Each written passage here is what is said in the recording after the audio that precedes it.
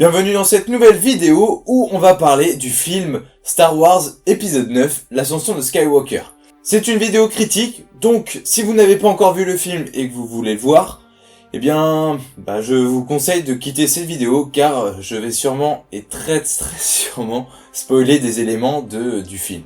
Par contre, je t'invite à aller sur mon compte Instagram et aller y découvrir la critique que j'y ai laissée, sans spoiler. Et puis tu pourras aussi t'abonner au compte Insta pour avoir des critiques sur les films et séries qui vont sortir durant l'année 2020. Donc alors, je vais commencer cette vidéo par vous dévoiler mon ressenti par rapport au film. Alors je suis allé voir déjà le film 2 fois. La première fois je suis ressorti de la salle avec un bilan, bon je vais pas dire mauvais, mais moyen, enfin plutôt mitigé. Parce que je ne trouve pas que le film est si mauvais que ça en soi. Mais c'est plutôt, dans l'univers Star Wars, il est très loin des 6 premiers épisodes qu'avait pu nous présenter George Lucas. Ensuite, je suis retourné au cinéma, donc une deuxième fois pour aller le voir. Et là, c'est là qu'en fait, j'ai vraiment vu les éléments et je me suis plus appuyé sur le fait que ce soit vraiment un Star Wars. Et c'est là que, forcément, il y a des trucs qui tombent et qui font que, c'est pas un très bon film. Dans l'univers Star Wars, toujours j'en parle.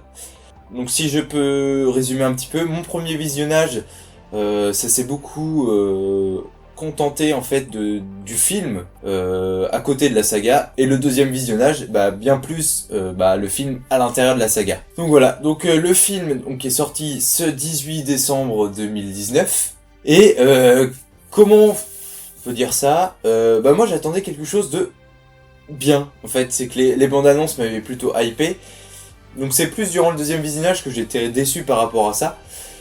Après tu vois, dans ma tête, franchement, je voulais attendre un gros film, je voulais voir un gros film, je voulais voir Star Wars en fait, tout simplement, et il s'est avéré que y a des choses qui m'ont pas vraiment plu, c'est-à-dire que le 7, le 8... Bon, je le considère pas comme des gros films, même si le 8 m'a plus plu que le 7. C'est le seul film que j'ai revu d'ailleurs. Le 7, je l'ai vu 2 fois, mais il y a très longtemps. J'ai vu le 8 avant d'aller revoir le 9. Et j'avais plutôt apprécié. Et ce qui m'embête, c'est que dans ce Star Wars 9, on prend une direction opposée à ce qu'était l'épisode 8. Et ça amène un petit contraste déjà dans la post-logie. Donc dans la saga, vous comprenez.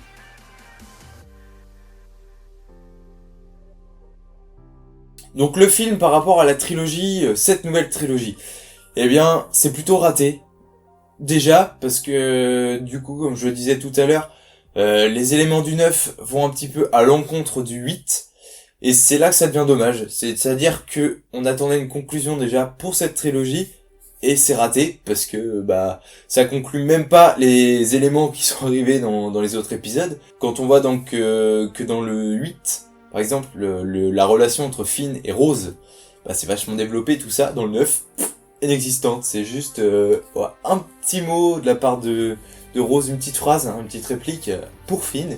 Et puis basta. Sinon, la relation, on la met de côté. Et beaucoup de choses comme ça, donc du 8 au 9, sont passées de côté. Comme Kylo Ren qui passe vraiment de « j'ai tué Snoke et je suis vraiment le gros méchant, le méchant badass », tout ça. En fait, je réfléchis encore sur qui je suis, est-ce que je suis encore quelqu'un du côté obscur, ou je pourrais repasser du côté de la lumière,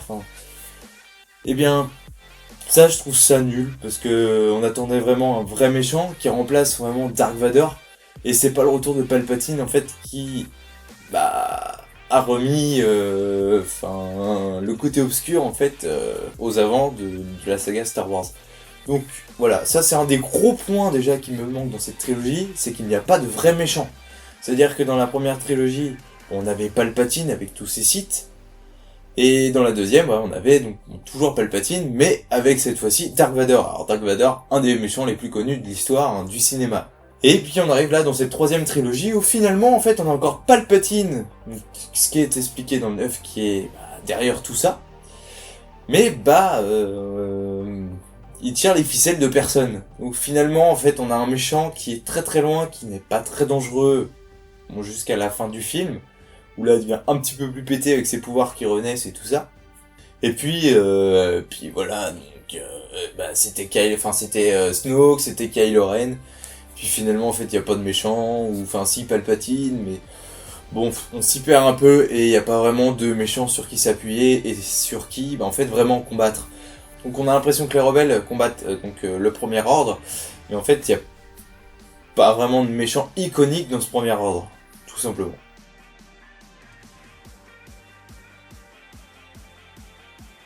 Donc ensuite, le film par rapport aux autres sagas,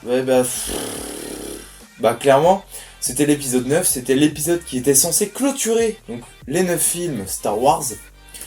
Eh bien, c'est raté, enfin je trouve, parce que la fin des Skywalker, je trouve qu'elle est très mal amenée, c'est dommage. Enfin, je veux dire, Carrie Fisher, donc Leia Organa, la dernière Skywalker vivante, avant Ben Solo, mort un peu bêtement, enfin un peu nullement même, je veux dire. Après, l'actrice est décédée, donc il pouvait pas non plus faire quelque chose d'extraordinaire. Bon, après, c'est Ben Solo, le dernier Skywalker, mais comme je disais avant, il y a pas vraiment de charisme avec ce personnage. On attend autre chose, hein, finalement, et donc ce Ben Solo, c'est le dernier Skywalker qui meurt en donnant sa vie grâce à la Force à Rey. Mais du coup, voilà comment se termine l'histoire de Skywalker. Je veux dire, on termine donc l'histoire d'Anakin, de Luke, par Ben Solo. Donc comment dire que c'est moins fou. C'est beaucoup moins fou. On peut parler donc de la toute dernière réplique de Rey en fait qui est la petite fille de l'empereur Palpatine, mais finalement qui se prend pour une Skywalker parce que elle a été élevée entre guillemets pendant qu'elle apprenait à devenir une Jedi par Luke et par Leia. Donc en gros l'histoire se termine par le sang des Skywalker, il y en a plus, hein, ils sont tous morts, mais par contre le nom réside encore donc dans Rey et ce qui donne en fait une ouverture à la fin de la saga. Après, cette réplique de fin est un peu bête, je veux dire. Là, on avait la fin des Skywalker, autant donner la fin. Et que le nom continue pas de vivre en fait à travers Rey. C'est dommage. On aurait pu avoir une belle conclusion. Hop, plus de Skywalker. Là, on peut se dire que s'il y a une nouvelle trilogie Star Wars, en fait, ce sera encore dans l'univers des Skywalker finalement, mais avec Rey. Après, les scénarios des 3 nouveaux films annoncés là pour 2021, 2023, etc. N'a pas encore été annoncé. Après, j'espère que on va repartir totalement sur autre chose. Parce que je parlerai de mes attentes un peu plus de Star Wars dans la firme de Disney finalement. Donc voilà, j'ai parlé un petit peu de cet épisode 9 par rapport à cette nouvelle trilogie et au film de l'univers Star Wars. Donc maintenant je vais parler des personnages, même si j'en ai un petit peu brièvement parlé dans la partie d'avant. Là je vais rentrer un petit peu plus dans les détails. Alors déjà on a Rey. Rey, franchement, dans ce film-là j'ai vu un grand potentiel. Malheureusement, il a très mal été utilisé par les scénaristes. Parce que j'ai trouvé que l'actrice, il y a des trucs où j'ai pas mal kiffé la voir. Et par contre, 30 secondes après, on avait un truc pourri qui arrivait dans l'histoire et qui décrédibilisait un petit peu ce qui se passait avant. Donc ça, je trouve ça énormément dommage parce que le fait que les scénaristes révèlent que ce soit la petite fille de Palpatine, là encore, où à l'inverse du 8 où on avait dit que ses parents n'étaient personne, là on lui trouve une origine. Bon, ça c'est fait, ça c'est pas hyper dérangeant. Maintenant, comme je vous disais, il y a des choses où l'actrice elle joue très bien, et derrière, il y a un truc pourri qui arrive, et puis, ça rend totalement nul son intervention d'avant. Par contre, donc là où dans les épisodes précédents elle était complètement pétée, là aussi encore, elle possède la force, un truc de ouf. Donc c'est pour ça que c'est la fille de Palpatine, la petite fille de Palpatine, c'est parce qu'elle maîtrise la force comme pas possible. Elle a des pouvoirs comme son grand-père, et ce qui fait que ça devient un personnage totalement pété et hyper fort. Mais quand je vois donc là donc quand je vois le personnage au début du film qui s'entraîne, c'est pas très ouf. Hein. Je veux dire, on n'a pas l'impression qu'elle maîtrise la force comme le faisait lui, comme le faisait Anakin. Et c'est là que tu te dis, mais en fait, elle maîtrise pas aussi bien l'entraînement, mais alors, par contre avec un sabre laser et puis face à quelqu'un, face à un vrai ennemi, elle est complètement hyper forte. Et c'est là qu'on voit que les scénaristes ont essayé de lui redonner un petit moment de faiblesse en fait, hein, se dire que elle est pas si forte que ça. Puis finalement, elle maîtrise la force comme personne, parce que elle est tellement forte et puis plus forte que tous les Jedi qu'on a pu voir avant. Donc le bilan de ce personnage, je trouve que c'est pas le personnage le moins bien utilisé de la saga, hein, clairement, de cette trilogie. Hein, il y en a un autre où, il y en a un autre. Il y en a 3 autres, de toute façon les 3 dont je vais parler après, qui pour moi sont encore moins bien faits en fait. Enfin, ils sont très très mal utilisés, j'aime pas du tout comment ils sont utilisés dans la saga. Donc pour finir, donc Rey, du coup, je trouve qu'il y avait un potentiel énorme dans ce personnage, et finalement, elle fait des choses avec le sabre laser qui la rendent hyper forte. Donc de ce côté-là, il n'y a pas trop de soucis, mais c'est dans le fait que je trouve l'actrice est très mal utilisée, et toutes les scènes qu'elle a, donc par rapport et par rapport au film, hein, qui fait qu'il n'y a que des successions d'actions, et on n'a pas le temps d'attendre quelque chose de l'actrice et qu'elle nous fasse vivre quelque chose. Il y a toujours quelque chose. C'est-à-dire, il y a un truc qui se passe, là où Daisy Ridley, nous fait une super scène, et derrière, 30 secondes après, vite, faut que l'histoire avance hyper vite, et on perd en fait ce super moment de l'actrice au profit de l'histoire qui avance à une vitesse folle. Et ça, j'en ai pas parlé au-dessus, et j'en reviendrai en conclusion finale un peu du film. Donc, prochain personnage, Finn. Alors là, c'est vraiment le personnage que je trouve le moins bien utilisé de toute la saga.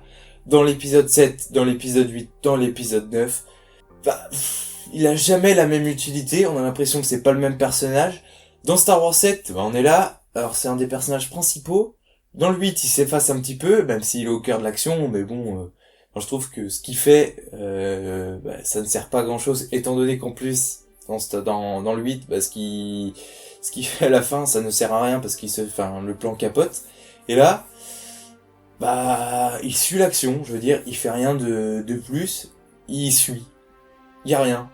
Alors que lui aussi, dans Star Wars 7, il y avait quand même un truc immense à faire avec ce personnage, un ancien Stormtrooper, qui se réveille et qui se rebelle. Et il y avait tellement de choses à faire. Franchement, je suis déçu avec ce personnage-là. Et puis même de son histoire d'amour. Je veux dire, au début, on a l'impression que c'est avec Rey que ça va se passer, quoi. Finalement, dans le 8, il nous propose un autre personnage. Dans le 9, ce personnage, donc Rose, on l'oublie totalement. Et il y en a une nouvelle, donc une ancienne Stormtrooper, finalement, en fait, qui est peut-être l'élu du cœur de Finn. À la fin du film, parce qu'on sait pas trop, il y a pas trop de choses qui se passent par rapport à lui, et son arc narratif est très très mal développé. Du coup, on est là, en fait il change de chemise tout le temps. Voilà, et puis un truc hyper important, dans une scène où ils se font aspirer par les sables mouvants, il veut dire quelque chose à Rey, mais en fait il lui dit pas. Alors tout simplement, donc ça a été révélé il y a pas longtemps par J.J. Abrams, c'est qu'il est réceptif à la force. Alors pourquoi il le cache à Rey? Ça c'est une grande question, parce que il n'y a aucun intérêt qu'il le cache en fait. Il n'y a aucun intérêt. Du coup, cette réplique ne sert à rien, juste à mettre un petit tag de temps en temps à Finn, par pot. Dis-le directement, je veux dire, il y a quoi à cacher dans... en fait, je peux recevoir la force. Et du coup... ça c'est con parce que c'est expliqué après, mais ça donne une révélation pourquoi il arrivait à manier le sabre laser dans l'épisode 7. Quelque chose où l'appareil c'était pas un Jedi, logiquement à l'époque il n'était pas réceptif à la force, du coup qui maîtrise le sabre laser aussi bien dans l'épisode 7, c'était pas logique. Là il enlève quelque chose pour conclure en fait cette saga tout simplement, ou même cette trilogie, où il le dit pas, et ce qui fait que ça donne pas en fait de la cohérence dans le reste de la série, dans la saga en fait. Et c'est totalement con. Ouais, je veux dire, là pour gâcher un personnage, c'est un personnage gâché. Kylo Ren. Alors, j'en ai parlé un petit peu avant, je vais pas me répéter là-dessus, comme quoi je trouve que donc dans l'épisode 9, on passe vraiment... alors je pensais déjà qu'il allait vraiment s'affirmer en tant que méchant. Là, en fait, finalement, la mort donc, de son père, de ses mains, et ça lui joue des tours. En fait, c'est ça qui le refait passer du côté des gentils. Alors, grâce aussi à Rey, qui l'encourage à passer donc du côté de la lumière. Mais voilà, on a un personnage qui aurait pu devenir le méchant, finalement, le méchant qu'on attend dans l'épisode 7, celui qui commence à se révéler dans l'épisode 8, et finalement qui ne se révèle pas du tout dans l'épisode 9. Alors, pas dingue, je veux dire, mauvais choix scénaristique, je pense, parce que un vrai affrontement, je veux dire, à la fin entre Kylo Ren et Rey, ça aurait été quand même beaucoup mieux. Puis cette histoire de diade, j'ai trouvé ça aussi un petit peu abusé, parce que incohérent en fait à l'univers Star Wars. Tout simplement, c'est incohérent. Et en fait, pour moi, le choix qu'ils ont fait de faire ça, c'était pour rassembler les deux personnages un peu plus souvent, donc c'est deux nouveaux personnages un peu plus importants, et alors que en fait ils n'étaient pas au même endroit. Parce qu'au final, quand est-ce qu'ils sont ensemble? Eh bien, dans le vaisseau. Donc à la fin où Rey a récupéré Chewbacca et sur l'étoile de la mort qui est sur Endor et dans l'affrontement final face à Palpatine. Alors que pendant tout le film en fait les deux personnages sont ensemble. Et puis parlons du petit baiser à la fin, c'est pour dire waouh. Et bien en fait Rey a pas eu le droit à son histoire d'amour avec Finn. Enfin moi je vois ça comme ça. Du coup on va lui mettre une petite histoire d'amour avec Kylo Ren. Et du coup, là, ça prend aussi un sens que, en fait, elle était amoureuse de Kylo Ren, donc elle prend le nom de Skywalker. Enfin, elle aurait dû prendre le nom de Solo. Du coup, facilité scénaristique ou pas, ou voilà, il peut y avoir beaucoup d'explications. Mais bon, je trouve aussi que Kylo Ren est un personnage très mal utilisé. Je vais pas parler donc des personnages comme Poe, parce que j'ai rien à dire de plus sur ces personnages-là. Pour moi, ils ont un petit peu la même utilité tout au long de la saga. Ça veut dire qu'ils ont quand même ils ont quand même un rôle secondaire, mais qui peut être appréciable. Ils font avancer l'histoire. Pareil pour Chewbacca, pareil pour C3PO, petite mention pour C3PO, qui a, pour la première fois de la saga, de cette troisième trilogie, un rôle un peu plus important. Et c'est, je crois, le seul moment où j'ai eu de la peine, en fait, c'est quand C3PO dit « Au revoir, je regarde une dernière fois mes amis ». Voilà, la seule chose qui m'a un peu touché pendant ce film, ça devient de C3PO. Puis on va arriver, donc, au général Tusk. Comprenez bien que c'est le méchant le moins crédible de l'histoire du cinéma, je pense. C'est-à-dire que... après l'épisode 7, je m'en souviens plus trop, mais dans l'épisode 8, début de l'épisode 8, ce qui m'avait un peu saoulé, c'était vraiment la pointe d'humour qu'on avait mis par rapport à ce personnage-là.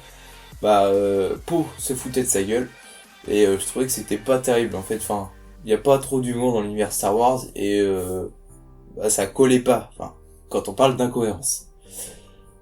Et là, dans ce film encore, donc il y a un traître du côté du Premier Ordre, et c'est lui. Ah, comme c'est bizarre. C'est-à-dire que lui, il ne veut pas que Kylo Ren gagne. Dans ces cas-là, c'est super. Quelle est l'utilité d'amener un personnage comme ça? Donc bon, par rapport au scénario, c'est lui qui aide Poe, Finn, C3PO à s'échapper, et Chewbacca à s'échapper du vaisseau avec le faucon. Donc voilà, ce personnage permet donc de faire avancer l'équipe et de se sortir d'une grosse galère. Mais on avait un méchant qui en fait se rebelle contre la figure de méchant qu'on a avec Kylo Ren. Et ce qui fait que vraiment ce dernier épisode, cet épisode 9, nous montre vraiment que les méchants de cette troisième trilogie sont vraiment pas crédibles.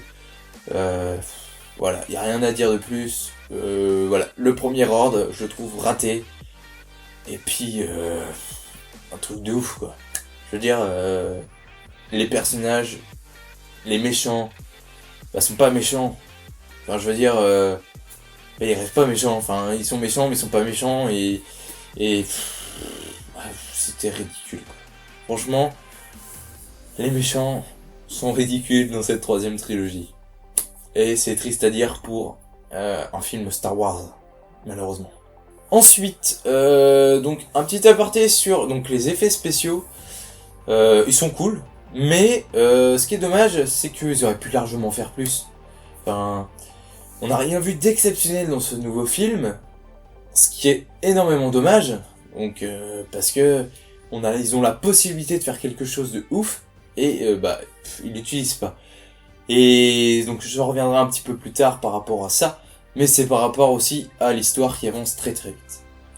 Et un petit point aussi sur la musique qui m'a un peu gavé, déjà parce que il n'y avait pas forcément les vraies musiques au bon endroit. Enfin, je veux dire, la marche impériale, elle a été un petit peu modifiée, ce qui fait qu'on a une musique un petit peu alternative, un petit remix, et c'est pas dingue. Et puis la musique se renouvelle pas, quoi. Enfin, je veux dire, ça m'avait pas tant dérangé que ça dans les 2 derniers épisodes, mais là, j'en avais marre. La fin du film, c'est toujours les mêmes musiques, toujours les mêmes musiques. J'en avais hyper marre. Voilà. Donc, petit point négatif sur la musique. Voilà, c'est bête, hein. On a quand même un film, voilà, avec une musique iconique. C'est bien, mais faut peut-être changer aussi. Enfin, y a pas que ça. Et puis, c'est bien de prendre les vrais aussi. C'est pas quelque chose qu'on retient dans ce film-là. Alors, mon petit bilan final. Beaucoup trop d'incohérences par rapport à la saga, par rapport à cette nouvelle trilogie. Donc par rapport à l'épisode 8, par rapport à ce qui se faisait avec la force partout dans l'univers.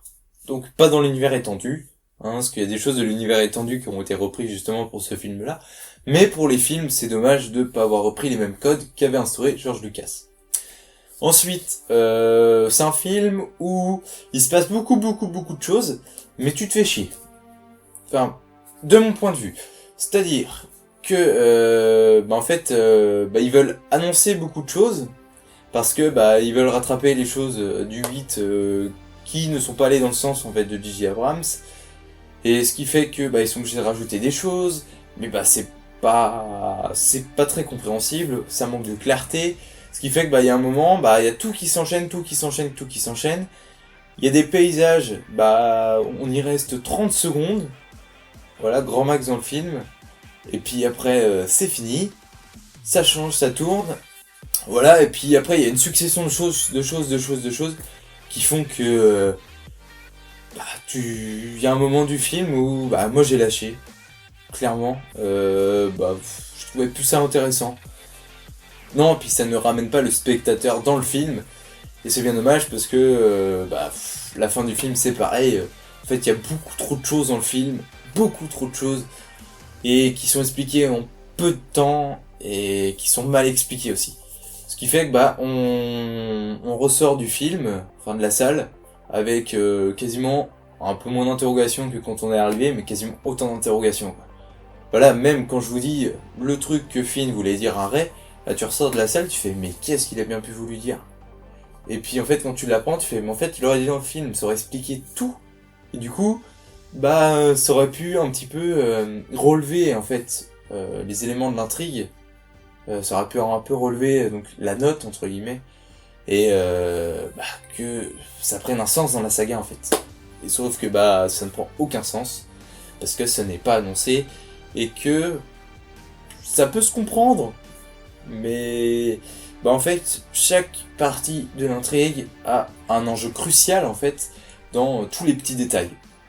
Tous les petits détails ont un enjeu crucial dans le développement de l'intrigue. Et c'est bien là où, en fait, sauf qu'il se passe tellement de choses qu'il y a des choses que tu oublies. Et c'est là quand je vous dis que c'est quand là je suis retourné une deuxième fois, en fait ça m'a un peu déçu parce qu'il y a plein de petites choses du coup que j'avais oubliées lors de lors du premier visionnage, qui là m'est revenu en tête, puis parce que je savais un petit peu ce qui se passait à la fin, et là tu fais génial, en fait c'était annoncé là, mais pas dingue quoi. Donc voilà, voici mon bilan par rapport donc à Star Wars épisode 9. Voilà, enfin pas un bon bilan pour cette trilogie dans l'univers Disney. Et là, ça me permet donc d'enchaîner un petit peu sur Disney. Est-ce que Disney un petit peu tué Star Wars? Non, je pense pas. C'est juste que là, il y a un réalisateur qui est arrivé, il y avait rien de prévu, c'est allé trop vite en fait. Il n'y a pas eu de choses de planifié. Et bah finalement, ce qui fait qu'il y a un enchaînement de choses et qui fait que bah en fait on a cette trilogie qui est très incohérente et c'est bien dommage. Après Disney, pour moi, par rapport au film, oui, ça a perdu en valeur parce que quand je suis allé donc en salle, par rapport à Star Wars épisode 7 où les salles étaient pleines, j'y suis allé j'y suis allé le jeudi et le samedi après la sortie, et les salles n'étaient pas pleines déjà. Sauf que pour un film de cette envergure-là, ce qu'on attendait c'était que les salles soient pleines, et puis j'ai vu récemment que de toute façon c'est le pire démarrage donc, de cette nouvelle trilogie, en France en tout cas.